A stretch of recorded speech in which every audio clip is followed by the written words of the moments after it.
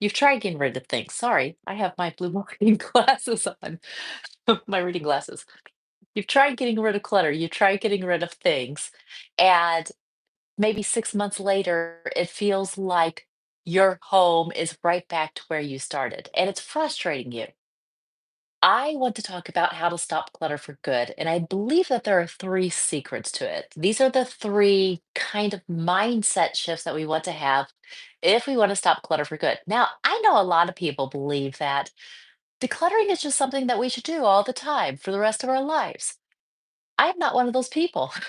I believe that decluttering is something that should be one and done, and when done fully and properly and like a major project, then the way that I teach, then it's something that we move on from. It's kind of like we learn how to cook and then we move on and we just keep on cooking. It's not something that we have to keep on relearning how to cook. We might need to, tweak a technique or something, but it's not something that is continually, I'm always learning how to cook. No, it's a skill.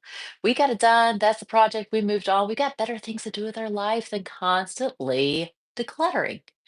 So if you like that idea of maybe decluttering once and for all and moving on with your life, then this is for you. But the key to that is to stop the clutter from re entering your life. So, in case we're meeting for the very first time, my name is April Bragg, and I am a clarity coach, and I help women live, love, and lead with confidence.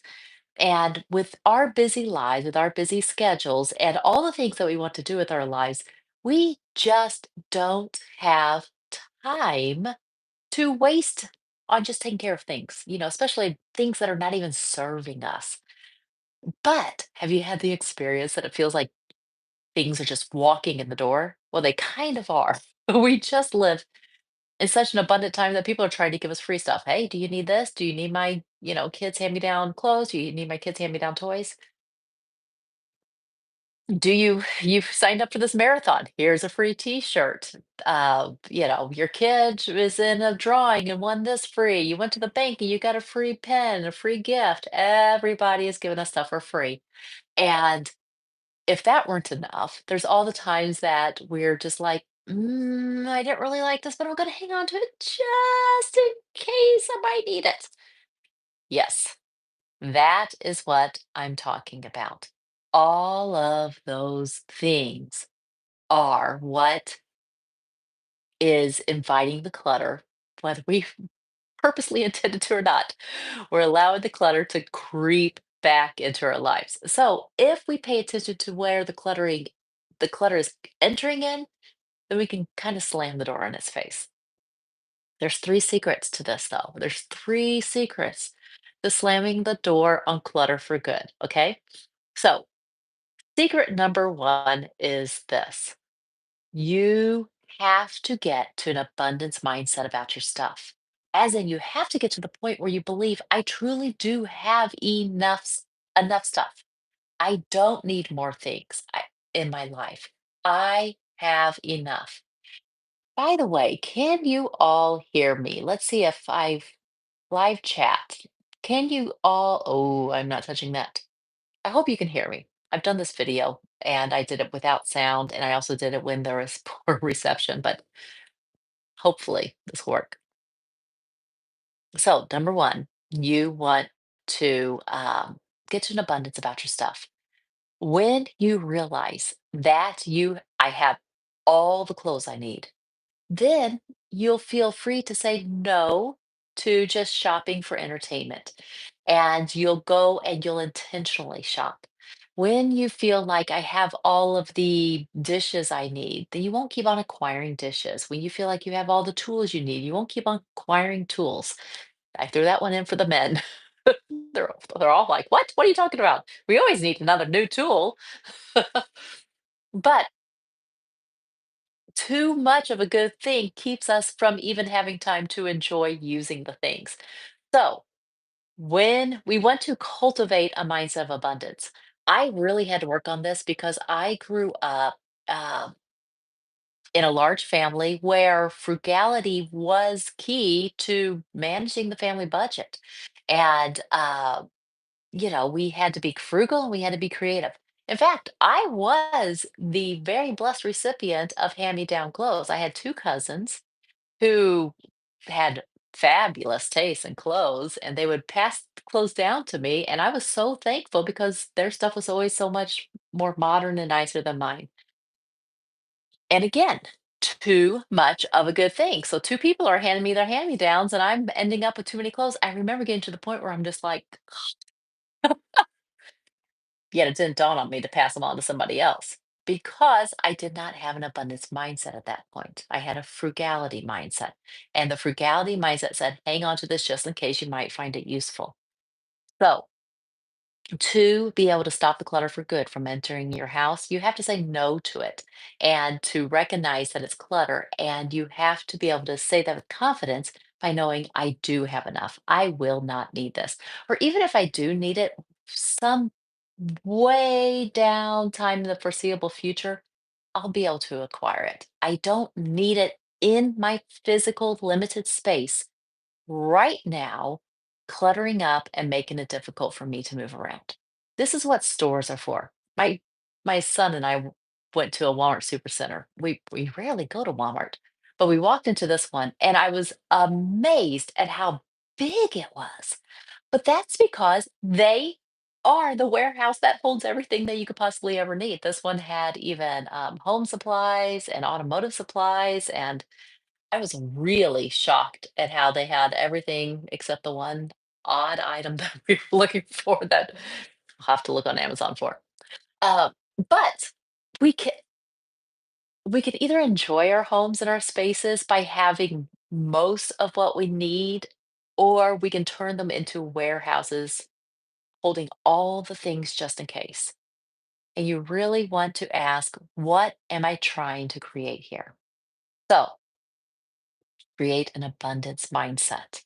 I have what I need, and if not, I know where to get it, know where to borrow, I know where to find it.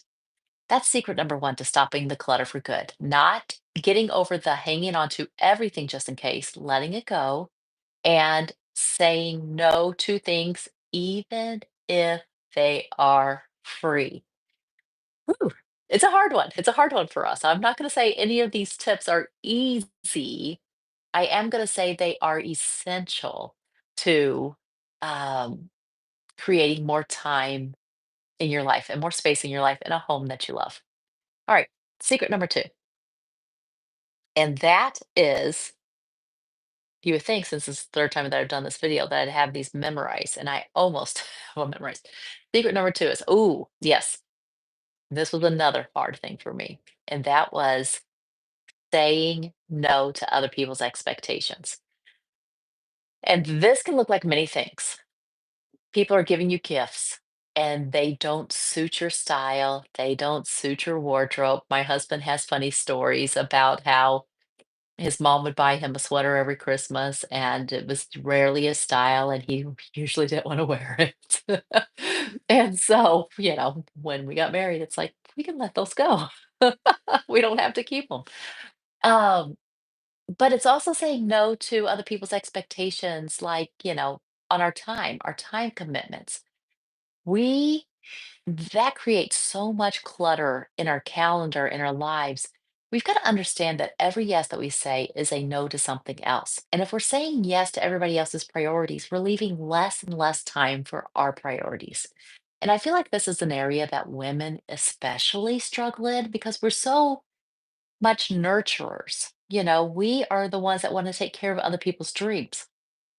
But it's also kind of important to realize that we have them too, and that there are certain things that were given to us for us to nurture and for us to bring alive and for us to, you know, here's an example. I'm I'm smart enough to figure out how to say do taxes for my husband and myself. And I don't enjoy that. And so it was like there came a time when I'm like, you know what? I'm going to stop having the expectation that I should do my own taxes. We're going to hire an accountant, and I'm going to take that time and redevote it to my energy, my projects, my desires, creating videos, helping other people in the way that only I can uniquely do. And I want you to do that for yourself. Make time, take your time and invest it in higher priorities, higher purpose, things that that match your values and bring greater value to others. That's actually the definition of an entrepreneur, by the way, somebody who takes resources from one area and employs them into a higher use area that gives either greater enjoyment, greater return on investment, but the same thing with our time. Time is the currency that we use to purchase our dreams. And if we are giving our time away needlessly to everybody else's priorities, then at the end of the day, we are robbing them and the world of maybe some of the greatest gifts that we could contribute. So dare to say no to calendar clutter, other people's expectations clutter, or maybe even let go of gifts that don't suit you, don't suit your style, don't suit your personality, home decor gifts that don't suit your style to create a space that does. Okay. That is, not, by the way, saying thank you to somebody for their gift, but not hanging on to it is not actually being ungrateful. You're actually expressing gratitude that they thought of you, and you're also honoring what it is you desire. So gift that thing to somebody else who might enjoy it.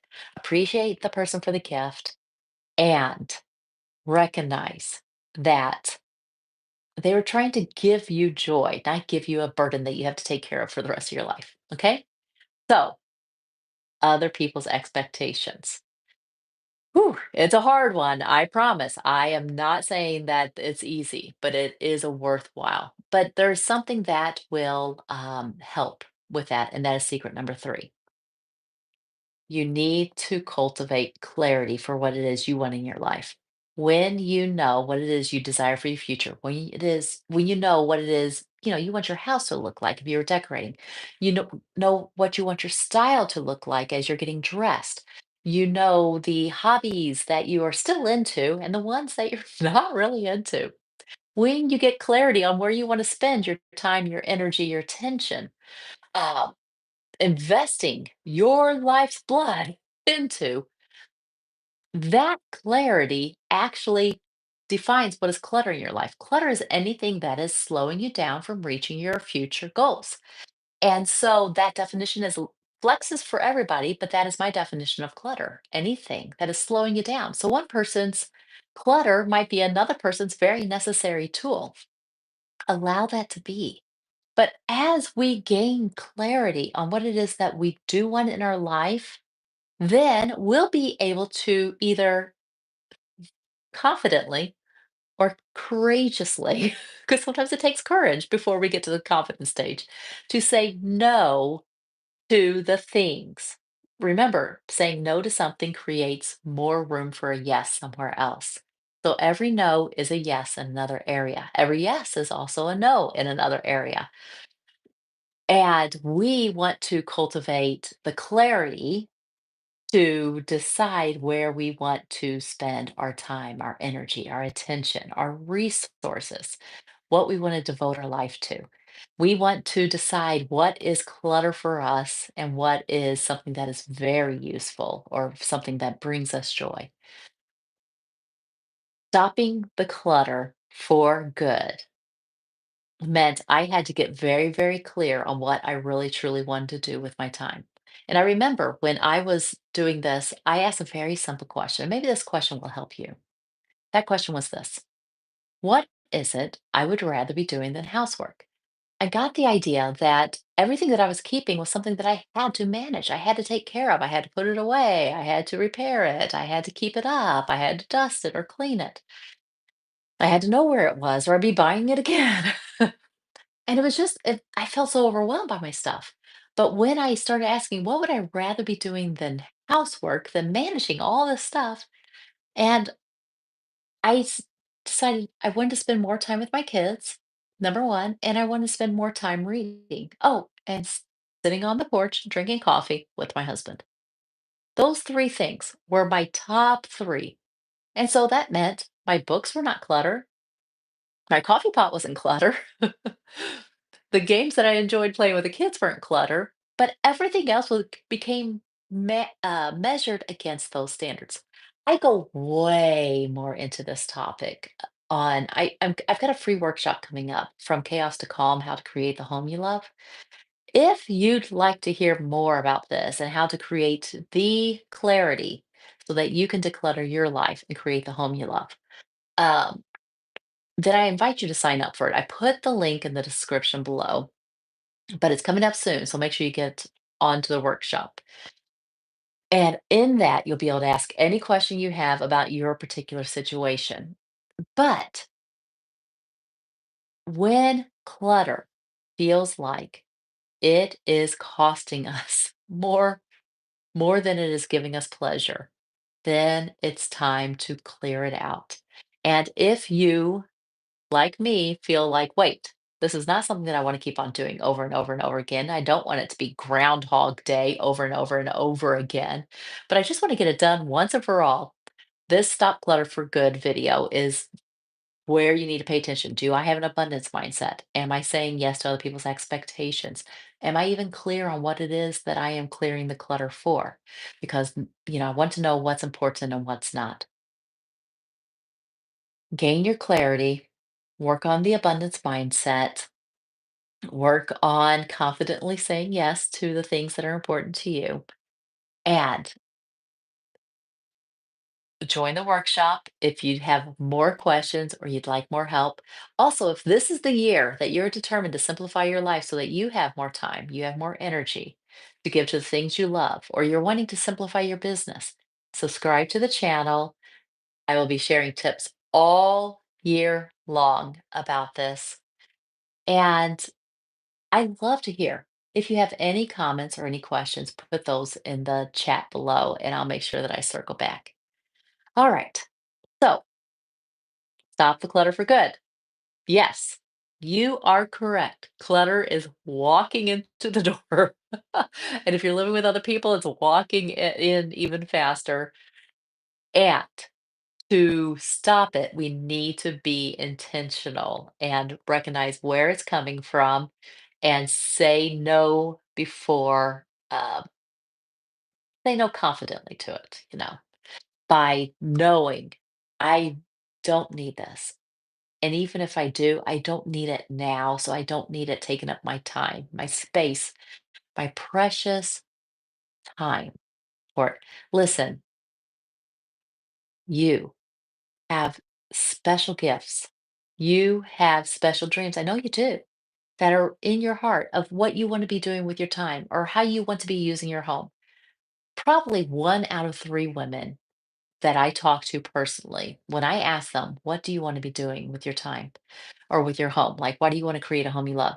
They say to me, I want to create a home so I can invite people in. I want to host family gatherings, fabulous dinners, get togethers. And I think that that is such, in this day and age, that is such a a beautiful gift to be offering the world. And that is something that we need more of. Hospitality is such a beautiful, beautiful gift. And so, yeah, I don't think that clutter should be getting in the way of that. And so, honor that desire in your heart. But I would love to hear from you. What would you be doing if your life was clutter free? How would your life be different? Tell me below. I can't wait to hear. All right. The goal is that next Wednesday at 11 a.m. Central Standard Time, I will do another live if my internet cooperates. But if it does well enough on my phone, I'm using my phone right now, then that will be my backup. All right. So if we don't talk before then in the comments, then I will see you then. Bye bye.